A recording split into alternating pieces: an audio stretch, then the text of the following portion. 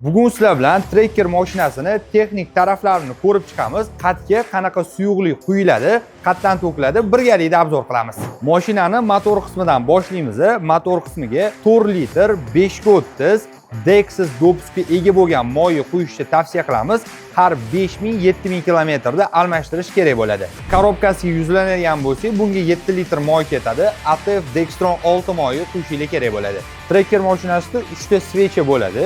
Bu svechani vazifasi motorni o't oldirishga yordam beradi. Har 20-25 ming probegda yengilab turishingizni maslahat beramiz. Mashinani havo filtri ayni shu joyda joylashgan bo'ladi. Havo filtri vazifasi motorga toza havo yetkazish kerak bo'ladi. Ayni fursatdan foydalangan holda mijozimizga yangi havo filtri qo'yib beramiz. Tormoz sistemasi, ya'ni tormoz sistemasidagi suyuqlik, Dottor markali suyuqlikni quyishni maslahat beramiz.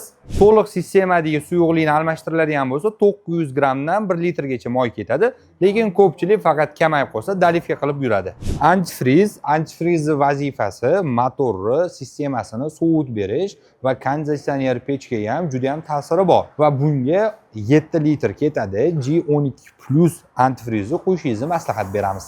Bularda gidravlika suyuqligi bo'lmaydi, chunki gidravlika sistema butunlay elektron. Mashinani pastki qismiga ham tushib oldik. Bu yoqda poddom joylashgan, ya'ni motori moyi saqlanadigan joy. Slivnoy bolt orqali eski moyi to'kib yuboriladi va bu yoqda moy filtri ko'rishingiz mumkin. Moy filtri o'zi vazifasi motorga toza moy yetkazib berib, o'zida o'sha axlatlarni ushlab qolish vazifasi berilgan ayni unga. Chap tarafda korobkamiz joylashgan. Ayni shu bolt orqali eski moyni to'kib, keyin yana mashinadan burab qo'ysak, tepadan bemalol yangi moy quyursak bo'ladi. Mashinani balon va kolodka qismi ikkalasi ham Carlin moy quyish markazlarida bor.